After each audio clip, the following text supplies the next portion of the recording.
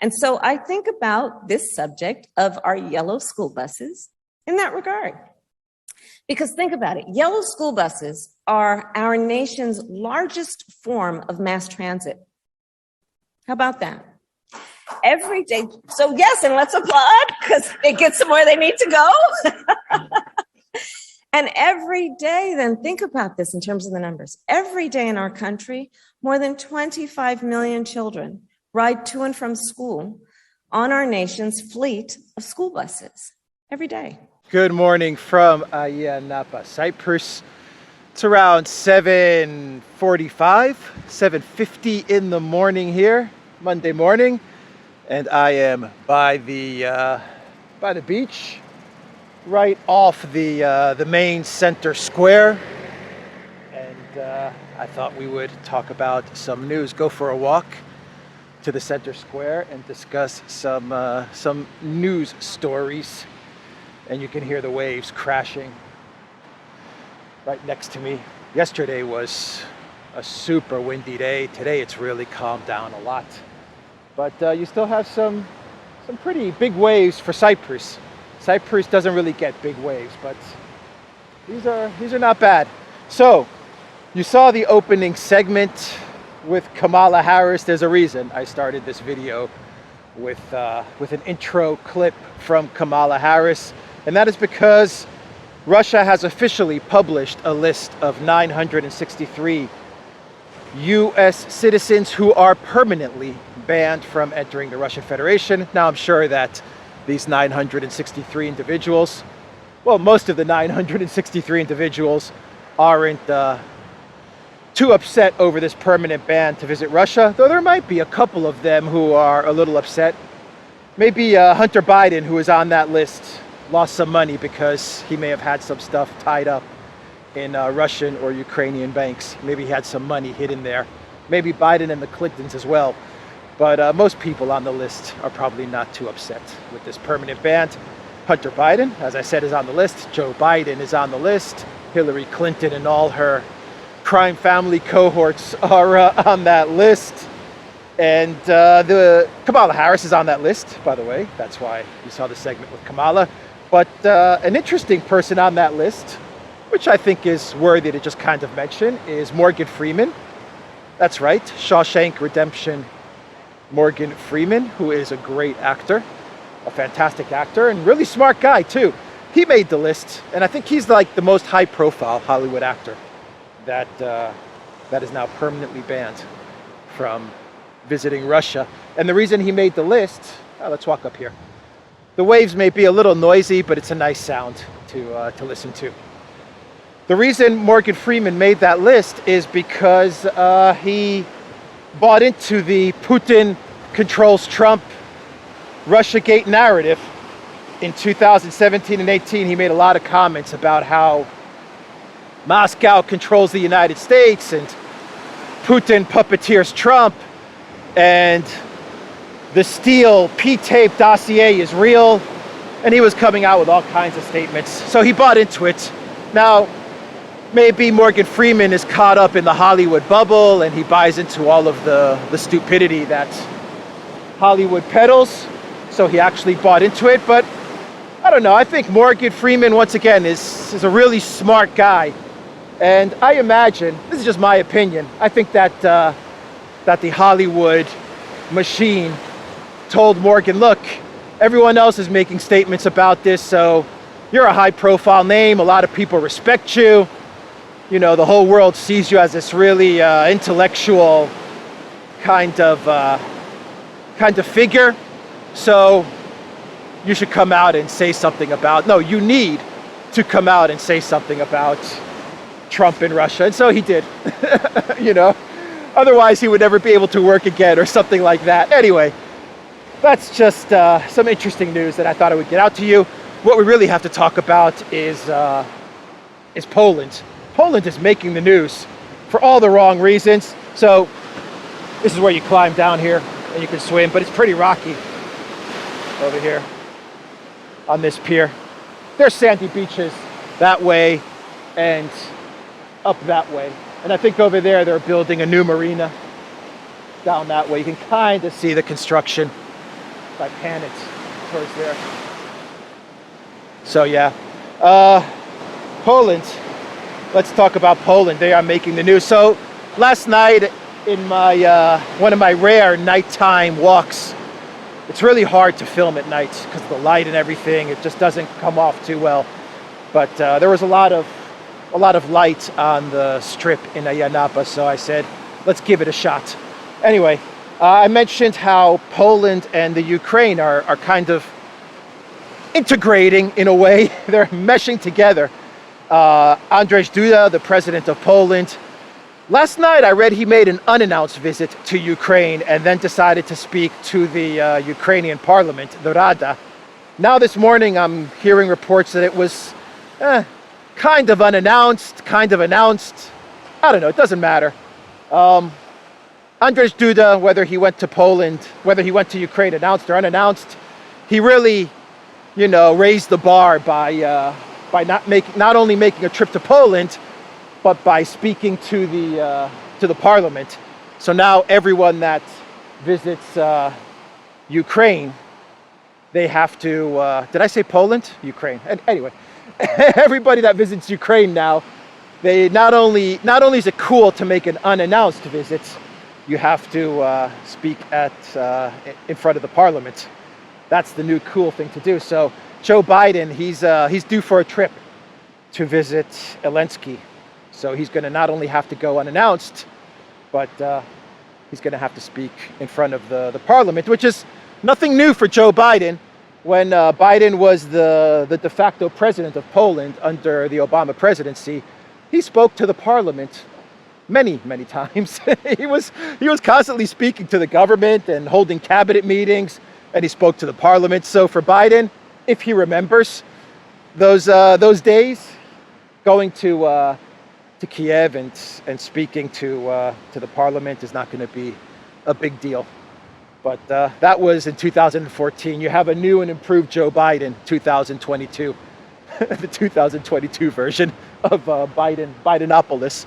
So look, Poland is making a lot of news, and I talked about this law that the Polish parliament passed a couple of days or weeks ago, which grant Ukrainian refugees who are residing in Poland pretty much the same rights as Polish citizens. I mean, they could find work, they have access to all social services, healthcare, police services, just all the basic things that a Polish citizen is afforded. A Ukrainian citizen also has, that's seeking refuge in Poland. And Elensky, yesterday, he announced that he's putting a bill to the government which will reciprocate what the bill that Poland has put in place. But he's taking it a little bit of a step further in that Polish citizens living in Ukraine are going to have all of the same rights as Ukrainian citizens. But there was a lot of news coming out that said Polish citizens in Ukraine are going to be afforded a lot more than just access to social services and healthcare and education and all of these things. They're going to be afforded, Polish citizens living in Ukraine, supposedly, allegedly, according to this bill, they're going to be allowed to run for office. They're going to be allowed to be police, to be in the police force.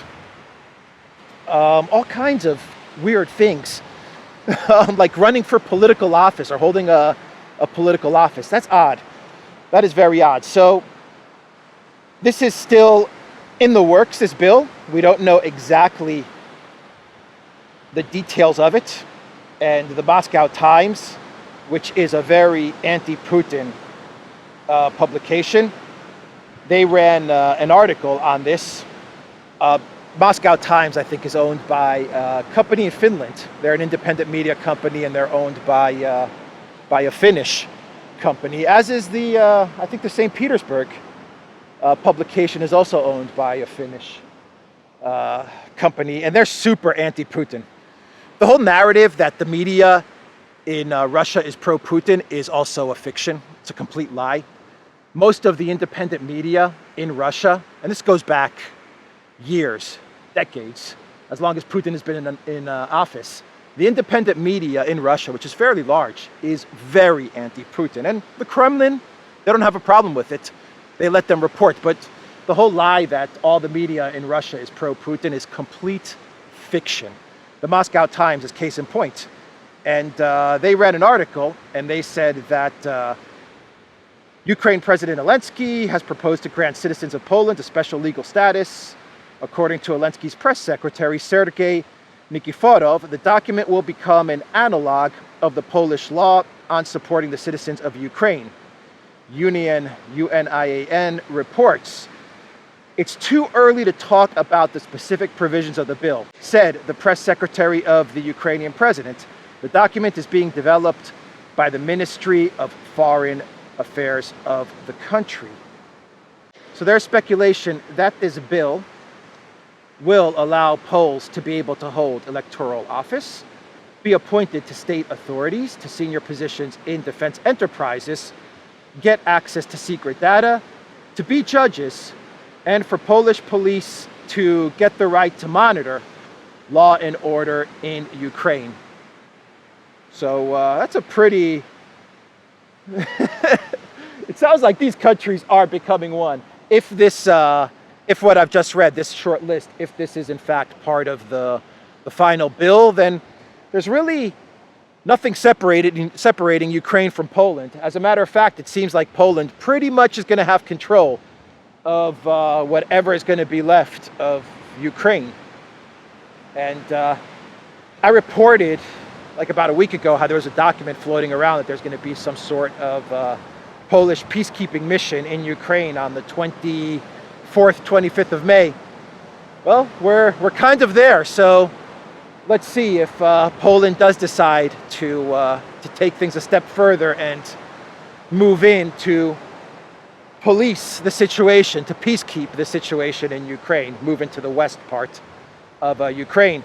Elensky said that when Duda was there, he said that Poland and Ukraine, they're like brother nations, something along those lines, like brotherly nations or something like that. They're one and the same. The relationship between Poland and Ukraine that I understand is the one that goes back to World War II and to the Ukrainian Banderites, the guys that worshipped Stepan Bandera, and to the atrocities committed by the Banderites, the Western Ukrainians, against the Poles. I mean, terrible, horrible things were committed by the Western Ukrainians against the Poles. So I really don't understand where this brotherly, friendly relationship between the two is coming from. I don't have a problem if both countries say, I actually think it's good if both countries come and say, you know, the past is the past and we're going to bury the hatchet, so to speak, and become friends. That's good. That's fine. But this whole revisionism of, you know, we've always been brotherly nations and we've always been friendly and we're one and the same. This is not true, especially when dealing with the West Ukraine, the Ukrainians that subscribe to the Bandera doctrine. And those are the Ukrainians who are part of the Azov Battalion and the ADAR and all of these guys. So, you know, I don't think this is going to end too well for Poland.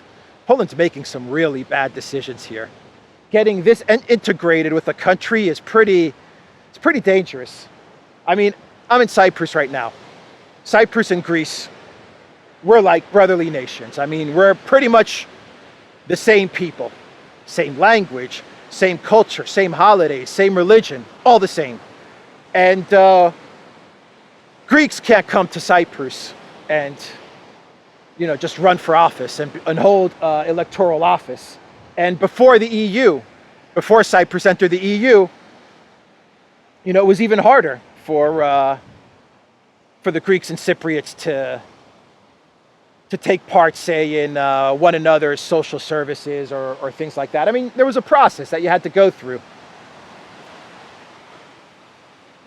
Panikos Spanos, Ikaros, Flying too close to the sun. Are you listening, Mr. Elensky, President Elensky? Are you listening? Are you watching? So yeah, even like Cyprus and Greece before the EU, you know, you had to, if you wanted to move to Greece and work in Greece, you had to sign up for certain things and go through certain processes. It wasn't just like, you know, you can become a judge and you can hold electoral office and all of these things. So what Poland is up to with Ukraine is pretty, I don't know, it's not going to end up well for Poland at all. Poland is also making the news with regards to Norway. The Polish president, the Prime Minister Morawiecki, so while Duda, the president, was in Ukraine, Morawiecki was coming out making comments blasting Norway. So Morawiecki is upset that Norway is making money from its energy trade because the prices are super high and Norway produces energy, one of the few EU countries that actually exports energy, and Morawiecki was pissed off about that. He actually came out with some pretty harsh statements towards Norway.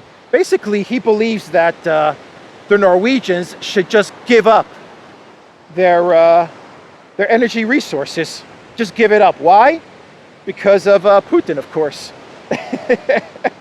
Yeah, this is actually, you know, the fact that the Polish Prime Minister came out with these statements, to me, signals that it's not so easy for Poland and Finland and Bulgaria to get access to oil and gas as they were making it out to be. They were like painting this picture like, oh, we can just get rid of Russia and we'll be fine, and gas and oil is going to actually be cheaper, and it's going to be, you know, coming into our countries by the truckload, by the boatload. No need to worry. And now you can see the Prime Minister of Poland. It looks like he's getting nervous. He's starting to panic because I think reality is starting to hit him. And he's taking it out on Norway, which is interesting. Very interesting. Let me pull up the quotes real quick. Let me stop off here at this boat right here and read you what Mateusz Morawiecki said. He has accused the Nordic country of making unjust oil and gas money amid the Ukraine conflict. Norway should share the excess profits it's been making as oil and gas prices soar amid the ongoing conflict between Russia and Ukraine, Polish Prime Minister Morawiecki said at the National Youth Dialogue Congress on Saturday, quote, "But should we be paying Norway gigantic money for gas, 4 or 5 times more than we paid a year ago? This is sick," he said, claiming that the excess of the annual average gas and oil profits will exceed 100 billion this year for a country of 5 million people like Norway. They should share these excess profits. It's not normal, it's unjust. This is an indirect preying on the war started by Putin. Oh my God. Oh my God. Clown world. This should be a clown world. That's right, Norway. Just start handing out your oil and... I mean, does Norway also produce gas? I think it's just oil that Norway is a big exporter of. But yeah, just give away your oil. What are you doing? You know, you have to fight Putin. Give away your oil, Norway. Do it now, because the Polish Prime Minister says so. He actually said the word sick. He said, this is sick. What do you want Norway to do? The prices are high. They export oil. I thought these were liberal, capitalist democracies in the European Union. Well, a democracy, you know, they're going to make money. Even the Norwegian state, it's going to have to make money, doesn't it? You know, prices are high. This is what we're selling our oil for. That's how the free market works. Or that's how the commodity market works, the oil commodity market. It's when you start putting price caps and all of these things in place that everything gets screwed up. Or when Norway starts to give away its oil, that's when things get screwed up. But anyway, I thought that was an interesting comment from the Polish Prime Minister. And do I have another story, or should we get into clown world? We have some comments coming out of Sullivan as he's making his way to Japan with Joe Biden. And Sullivan is actually saying now that the U.S. is going to deepen their relations with Taiwan. They're going to kind of do what the EU has done, which is to increase trade and diplomatic relations with Taiwan in another step towards what could be recognition of Taiwan. And I said in a video a couple of days ago, this is the balloon testing of Taiwan and the balloon testing of monkeypox, to see if one of those two is going to provide the necessary distraction and off-ramp so that the Biden White House can ditch this Ukraine endeavor. Because we're getting a lot of articles. I read one from the New York Times. We're even getting articles out of the UK where the media, it looks like they've gotten the memo and they are starting to nudge Biden and Boris to get away from this failed Ukraine policy. Because at the end of the day, the media understands that the war is being lost. Elensky's in big, big trouble. And it's time to shift gears. And so Taiwan, China, monkeypox, who knows? I think they're two very good narratives for the globalists to A/B test.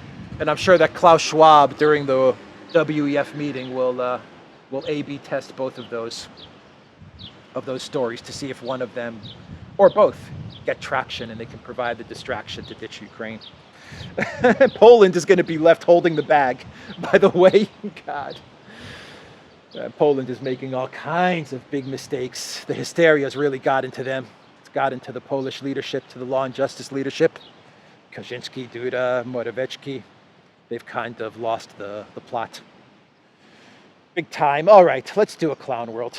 Let's do a clown world. And this is going to be a short one, but a good one, because never in my wildest dreams, when I started doing these clown worlds when I was in Athens, and one of the first clown worlds I did, I don't even think I was calling it clown world then, was the fact that a small German town, I believe it was in Lower Saxony, decided to ban the letter Z.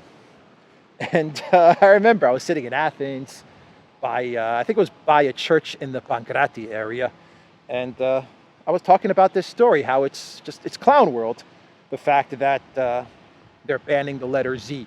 And that's where the whole Elensky name came from. You can't say Zelensky anymore. You have to say Elensky, especially if you were in Germany at the time.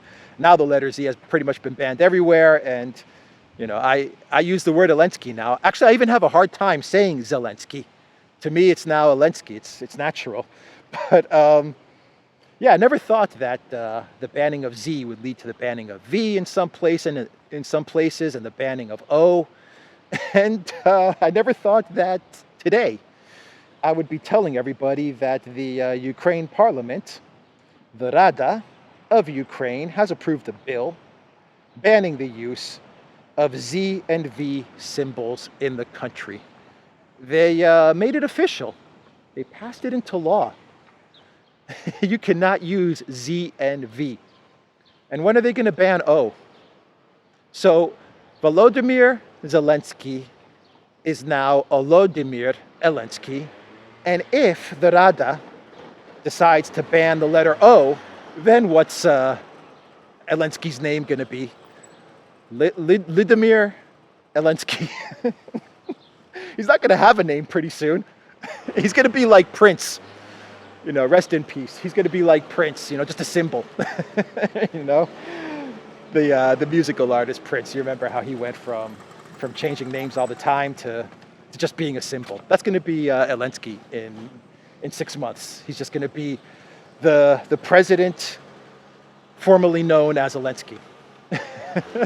The artist formerly known as Prince. It'll be the president formerly known as Elensky. Oh, man. So yeah, they made it official. Z and V is canceled in Ukraine. So that is that's the clown world, everybody. I will leave it there. Check out Alexander's channel. Check out the Duran's channel. And go to the Duran.locals.com. Take care.